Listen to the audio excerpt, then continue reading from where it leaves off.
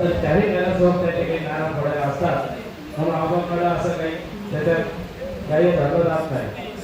आणि माझ्या सर्व सहकार्यांनी नाशिक महानगरपालिकेचं उत्पन्न कसं वाढेल याच्यासाठी सगळ्यांनीच खूप चांगल्या प्रकारे मार्गदर्शन केलं.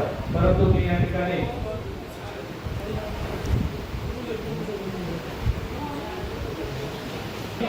आपल्याला एक विनंती करतो,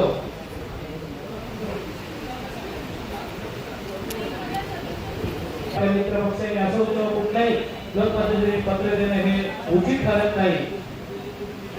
असं असतं की मी बोलत असताना काहीतरी वेगळं बोलतोय का, मला डिस्टर्ब केलं जातं का, असं माझ्या मनाला वाईट वाटतं.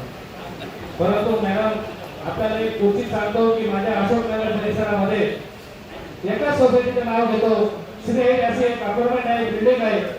आणि त्या बिल्डिंग मध्ये गेल्या 2 वर्षापासून त्या सोसायटीचा चेअरमन हा अधिकाऱ्याकडे जातो आणि सांगतो की आमच्या सोसायटीला घरपट्टी लावा.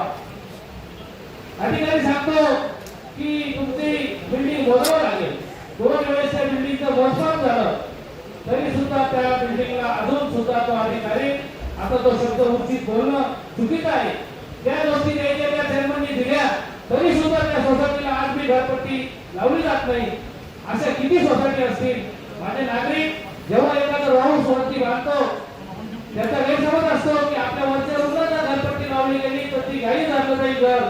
आणि तो सारखा विनंती करत असतो की साहेब माझ्या वरच्या रुग्णाला घरपट्टी लावा.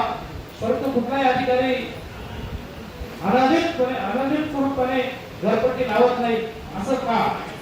दुसरं मी उदाहरण सांगतो मॅडम, माझ्या बाबतीत घडलेलं उदाहरण आहे.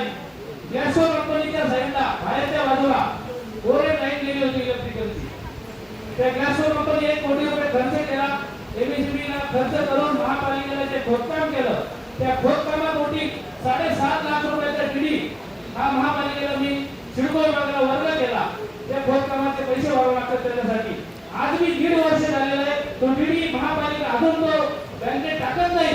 आणि मला गॅसमध्ये माझा कॉन्ट्रॅक्ट असल्यामुळे गॅसो कंपनी मला विचारते की हा टीडी जर मोडला नाही, मार्च अखेर जर निघून गेलं तर आपला टीडी होणार नाही आणि हा पैसे कोणी द्यायचे नंतर.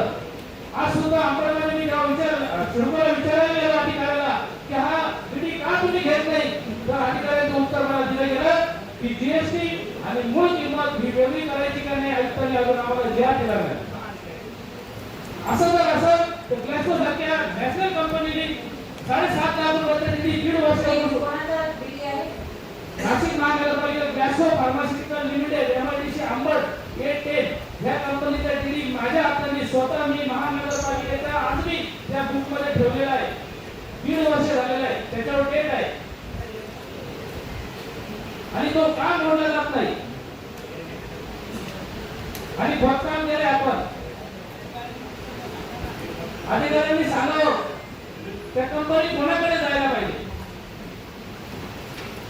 आणि मला माझ्या प्रभावामध्ये किती बिल्डिंगांचे नाव देतो मी तुम्हाला की त्याचे घरपट्टी का लावत नाही आपण. नवीन बिल्डिंग 1.5 वर्षाच्या झाल्या. तात्कालिक नगर सारख्या ठिकाणी 52 शॉप 36 राहून झाले. त्या बिल्डरनी सांगितलं होतं महापालिकेने हॉस्पिटल बांधून दे गव्हर्नमेंट चार्जेसच्या बदल्यात. परंतु त्या हॉस्पिटलची झाला नाही आणि 52 गाळे 36 राहून बिना परवाना आज मी सगळे लोक राहायला आले, शॉप चालू झाले आणि कुठलंही कॉम्पिटिशन दिलं नाही आणि संपूर्ण तात्कालिक नगर चालू आहे. तेव्हा महापालिकेचा स्रोत कसा वाढेल. दुसरी अजून एक घटना सांगतो मॅडम, 2 मिनिटे घेतो. 2 दिवसापूर्वी माझ्या प्रभागामध्ये एक ट्रिप चक्करून पडला, त्याला कोणीतरी उडवलं होतं आणि 108 ला मी फोन केला. 2 तास लागले ॲम्ब्युलन्स यायला. म्हणून मी मायको दवाखान्यामध्ये 2 सीटला ड्रायव्हर असतो, ॲम्ब्युलन्स उभी असते.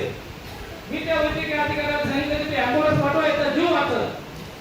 मॅडम त्यांनी मला सांगितलं जेव्हा पेशंट हॉस्पिटलमध्ये आणलं नाही आणि त्याला जर गावात शिफ्ट करायची वेळ आली तर मी ॲम्ब्युलन्स देईन. महापालिका आरोग्यावर एवढा खर्च करते आणि एका नागरिकासाठी ती ॲम्ब्युलन्स पाठवलेली मॅडम माझ्या स्वतःची रायगड प्रतिष्ठानची ॲम्ब्युलन्स बाहेर गेलेली म्हणून मी ती आणली आणि त्या पेशंटला मी गावामध्ये पाठवलं सिव्हिल हॉस्पिटलला जाणार. जर ती ॲम्ब्युलन्स जर का आपल्या कामी येत नसत, ती फक्त त्या हॉस्पिटलमध्ये उभी करण्यासाठी असत तर त्या ॲम्ब्युलन्स नागपूरसाठी माहिती दवाखाना काय कामाचा. हा माझा विषय आहे. तसंच मी तुम्हाला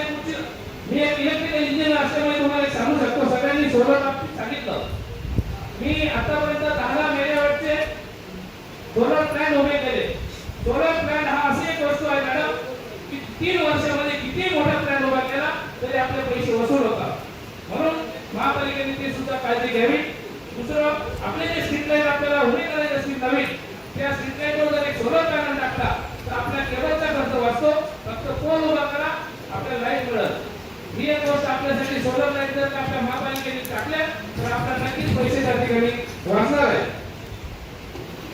त्यानंतर माझ्या बापाकडून सांगितलं, तो व्यक्ती वाढला विक्रम तो माझ्या प्रभागातला होता. त्या व्यक्तीची अक्षरशः मुलगी लग्नाला आलेली आहे आणि त्या अधिकाऱ्यांना जेव्हा विचारायला गेलं, अधिकाऱ्यांनी सांगितलं की या कॉन्ट्रॅक्टरला मी परवानगी दिलेली नाही. मॅडम, एखादा कॉन्ट्रॅक्टर अधिकाऱ्याच्या बिना परवानगी